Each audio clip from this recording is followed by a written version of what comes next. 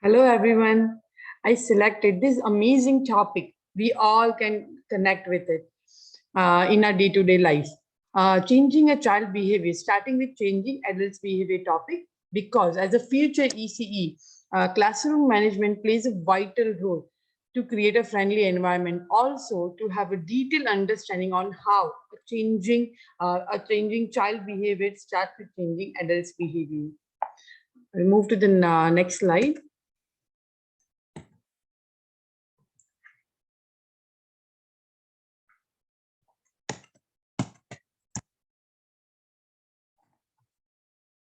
Something went wrong. Yes, it moves. Yes, sorry about that. So I'll begin with the introduction. So I will discuss the main idea in the upcoming slide and discussion on what is challenging behavior is and how exclusionary practice works and what are the advantages and the consequences and positive strategies to create a friendly environment in the classroom. So how changing child behavior started changing adults' behavior. So the expert says, children are co-regulate like a tandem bike. Adults' emotions operate in unison with children emotions, and you cannot maneuver one without practicing the other one. So when we are talking about our own children or while working with the children, we experience that when we are not feeling good or when we are yelling or we are not helping them enough, we see same reaction coming from the others, and when they also do the same thing. Sometimes they yell, they don't listen. So when we are doing a role modeling, how we are behaving, how we are talking with them, they do the same thing, and slowly they accept that behavior and adopt them in their regular life. So in most school, and for most of the teachers, challenging behavior can generally be understood as something that either interfere with the safety or learning of the students or other students. Right? We all experience this. Like we always have at least one or two children who's having a challenging behavior in our classroom. On the next slide. Yes.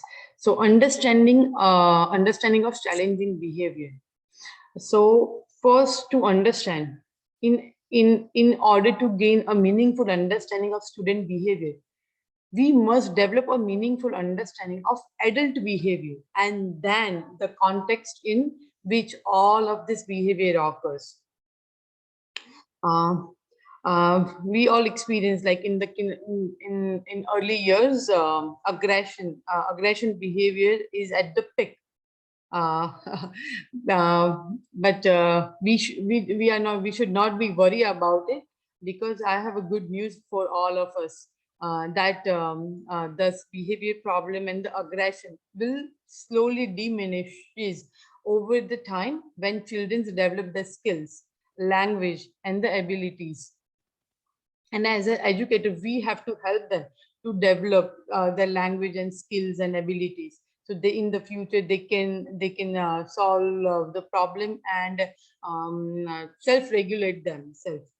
And most of the times, at the age of 10, the most of the children stop having the challenging behavior and can use their skills perfectly over the period when they develop the skills. And moving to the next slide. Oops, I'm sorry. I want to show one video that how adults' behavior uh, affect the children's. Nice, Oh, nice. All of the Jinkle Jammies, all of the gifts. Happy holidays, Old Navy.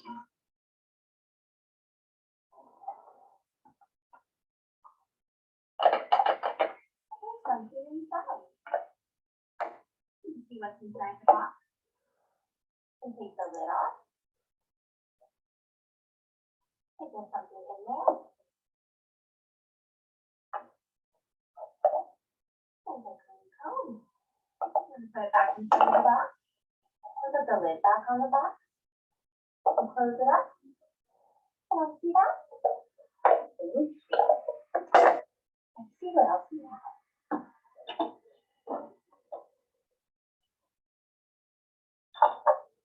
Look at this.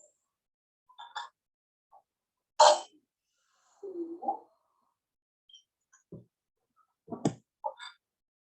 Look at this. There.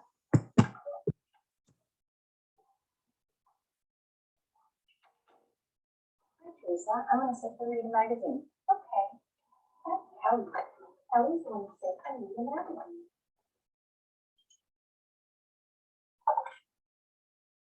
Kelly, look at this.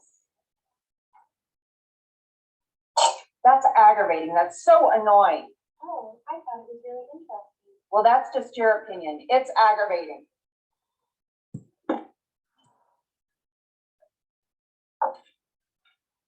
Yeah.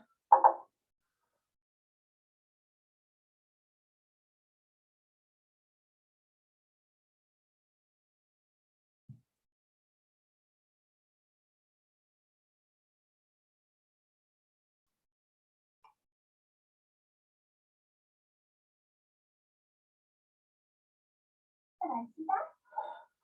Thank you. I'm going to go now, Teresa. Kelly's home. Bye-bye.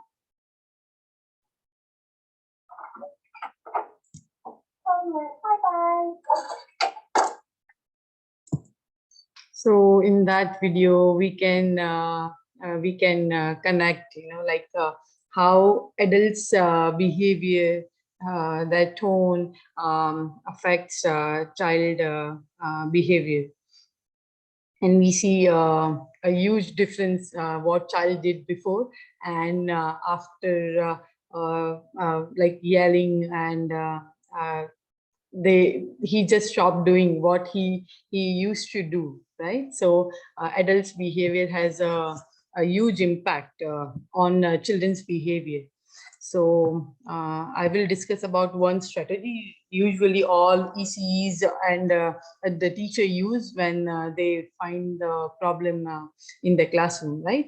So to regulate children's behavior, usually educators use the timeout strategies. That's maybe most of the educators' favorite strategies, or removing a child from particular activity and engage them in the next activity, or removing items or toys to regulate their behavior. Yes, we all do that, but after attending this seminar, I understand that it has more consequences. And also the researchers shows that removal technique has more negative impact on all children, even for those who are not part of it. In addition, exclusionary practice affects math and literacy score for all students. Oh, really? Uh, I feel the same way. But when we think from child perspective, we should think, like how it affects the child literacy. So when we are moving one child from the particular activity, if we see everybody's looking at that child, and when we move, everybody's thinking what they're going to do there, how he's going to do, why they moved it. So the attention, the child focus is shifted from their work, from the literacy to the other child, like what he's doing, why this is happened. And that distraction, caused this negative impact on child's others behavior who never remove uh, from that activity. Still, it impacts the entire classroom. So what we can do. So the positive strategy plays a vital role again. So to create a positive environment, we should focus on child, not the problem. Most of the time, we might miss the easy solution. This picture speaks more than 1,000 words. And here I like to add my personal experience. My child was delayed with speech and language, so he found difficult to use words. So when he want a toy from his friends or from anybody, he grab and he just run, because he's not able to express his need. So when I visited the speech when I visited the experts, they suggest me to give him a word. So at least when he use that word, it give him a pause for a minute, and then he will react. So he start using my turn, and then he stops, and then he continued that behavior for a little while. But that give him a understanding, and we give him an opportunity to use words and other people to react it, right? So we can always think about the strategies, how we can help them, not to just look at the problem. To understand a child behavior, first we should understand the child, right? And adults involvement, we have to help them. They need help to regulate their behavior and calm their behavior down. I'll move to the next slide. So it's a conclusion. So what I'm saying in the seminar is aggression in young children is prevalent, and it diminishes when the children acquire language skills and abilities. And children are co-regulates like a tandem bike. Adults emotions operate in unison with child emotions, and you cannot maneuver one without impacting the others. Sorry. The exclusionary practice was associated with less classroom order and low quality teaching practice. Also, it is not affecting children's behaviors, challenging behavior style. It is impacting the entire classroom. So this is the main idea of the this seminar. I hope you all enjoyed my webinars. Bye.